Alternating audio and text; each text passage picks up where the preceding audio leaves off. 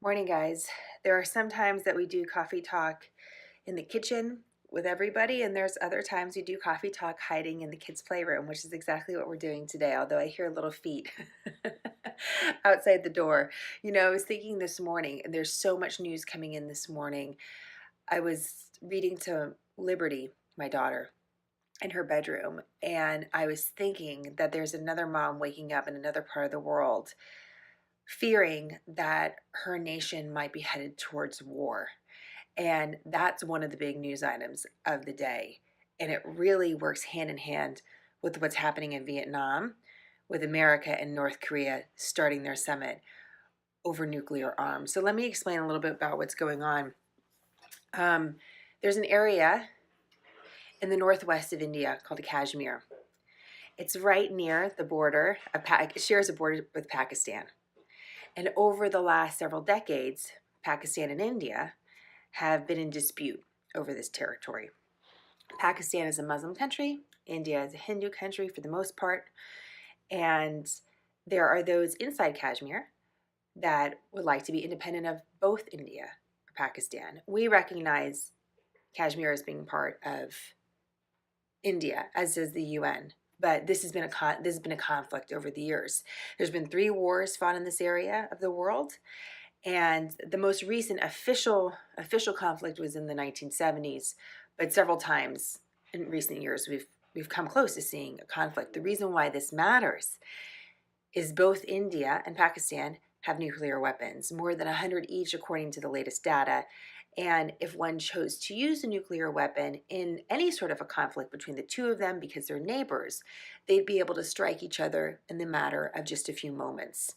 So this is interesting contrast to the conversation that America and North Korea are having in Vietnam. This is why diplomacy matters. This is why we don't want countries on the verge of a conflict that could include nuclear weapons, because it can affect the entire world, the safety and security really of the entire world. I mean, this is the nuclear weapons. This is what, these are the high stakes. So why am I even talking about Pakistan and India right now? Well, on Valentine's Day, something happened. Remember, the two sides are kind of at odds over this area. I shouldn't say kind of. They're at odds over this area, and periodically tensions flare. And so that's what happened. There was an attack inside Kashmir against Indian policemen, suicide attack, but more than 40 police officers died. Well, just this week, India flew into Pakistan territory and bombed what they said was a terrorist camp responsible for this attack against their police officers. Obviously, Pakistan did not like this. Now Pakistan has said that they have now shot down Indian planes, and Pakistan as a nation has closed their airspace, all commercial air flight. This is affecting air flight in the entire region, because what's next? And this place that we're at right now. 2 words of caution. A lot of the reporting in the area is very difficult. India will say something and we have to say India says this and Pakistan says this. We don't have any really way of verifying some of the things that are being accused of either side. But I think it's a fact to know that this 2 sides, there's tensions erupting on both sides. So I just want you to kind of I put together a little card stack for you today. I just want you to be aware of what's going on there. Because it's always something, when everyone's concentrated on one thing, you never know what's happening out of the corner of your eyes. And that's exactly what's happening in this part of the world. So I wanted you to be aware what's going on. Both sides, it looks like Pakistan's calling for talks. Let's just, just as tensions rise, we know that they can deflate. So let's just see what happens. But I wanted that on your radar, especially because President Trump and the North Korean leader Kim Jong-un are having dinner. And, the whole goal of the United States here has been, we want North Korea not to have nuclear weapons. We don't want them to have a nuclear arsenal. We don't want them to be able to strike the United States. For years, we've had no diplomatic relationship with North Korea. That has changed under the Trump administration. This is why this summit is significant. The issue at hand is, what does denuclearization mean? When we say we want North Korea to denuclearize, what does that mean exactly? Does it mean to get rid of all their nuclear weapons? Does it mean to stop production of nuclear weapons?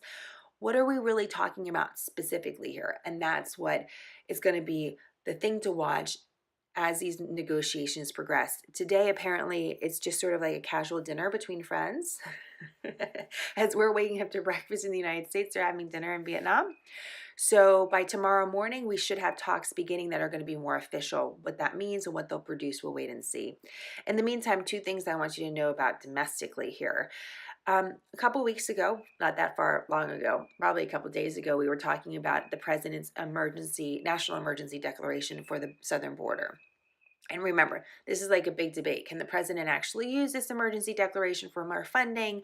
We knew there were going to be challenges. You have 16 states more than a dozen states, I would say it's probably more accurate, challenging the president and his use of the emergency declaration. Here's the thing about a national emergency declaration.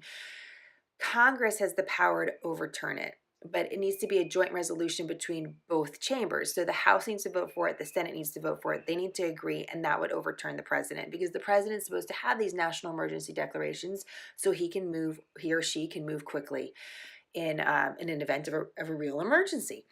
So yesterday, the House of Representatives, which is the majority is the Democrats, which we expected, approved this resolution. Interesting to note, though, there were several Republicans that joined the Democrats. So now all eyes are on the Senate. And before I would say the conversation was like, well, of course, this is going to pass in the House, but it's never going to pass in the Senate.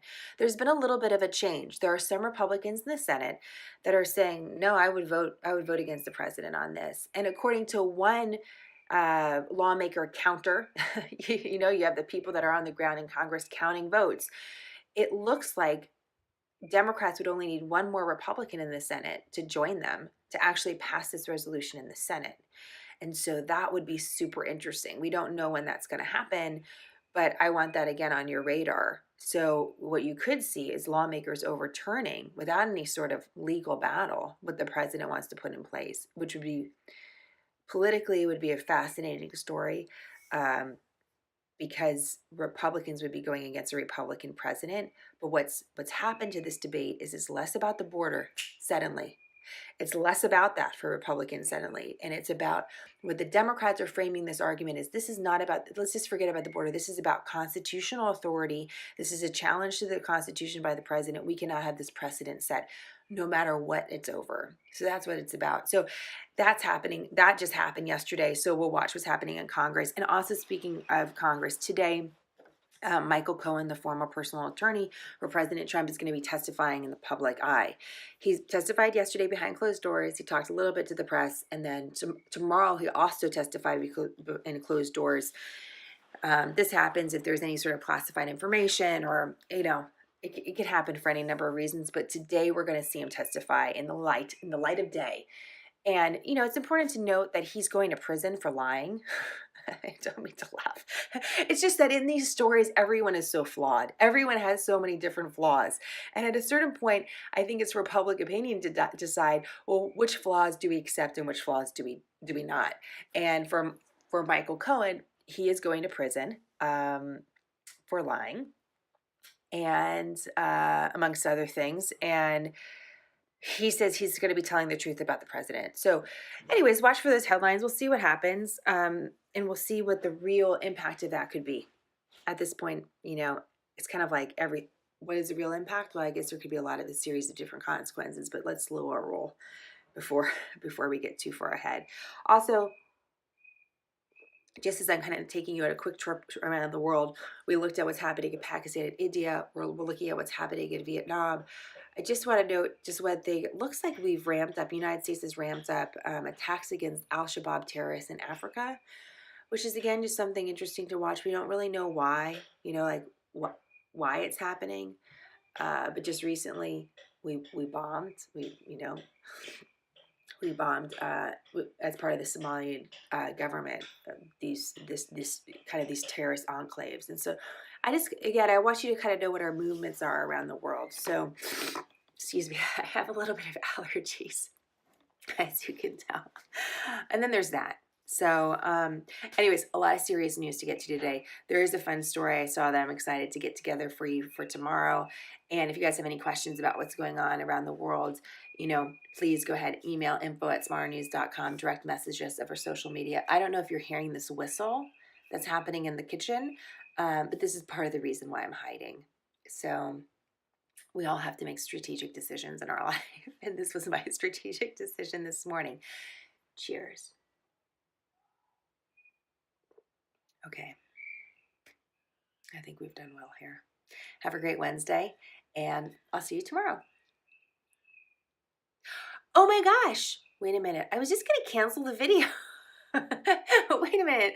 Hold on. I was just going to cancel the video, and I just realized something. Do you know how your brain's like tick, tick, tick, tick, tick, tick? Oh, just one thing I want to tell you really fast. I'm sorry. This is actually a really big case. I'm like, I know there was something that was a little bit more interesting that wasn't so devastating as nuclear war to talk about today. Just really quick. The Supreme Court is taking up a really interesting case about a memorial cross in Maryland. This memorial cross was put up by a group of mothers that were honoring their sons that were killed in action in 1925. So this was after the World War I. This land was owned by the American Legion. It was private land, but over the last, few decades, it became public land. And in that, there's been a challenge to whether or not the cross is a violation of the separation of church and state. You know that these debates happen on a regular basis. They sort of come up periodically throughout the years, and this is a big one because it could impact memorials really nationwide. Now, one quick thing about separation of church and state, it's so interesting. We have separation of church and state in our First Amendment, but God is not absent in our governments. Like look at your dollar bill, or even the Supreme Court. They open with a reference to God as they open their sessions in court, even in the Supreme Court. So it's not, God is not absent. Religion is not absent, I should say, from just daily workings of government. But the government cannot look like it isn't endorsing a specific religion. So then you could say, well, what about all this other stuff that mentions God, Jenna? Because not everyone believes in God, and there's a lot of different religions, and da-da-da. This is the debate. So anyways, the Supreme Court is taking up that case, and we will be watching to see what happens next on that. So, okay, back to the whistle. Now I'm really leaving. Now I'm really leaving, and I really appreciate your patience. So have a great day, guys, and I'll talk to you later.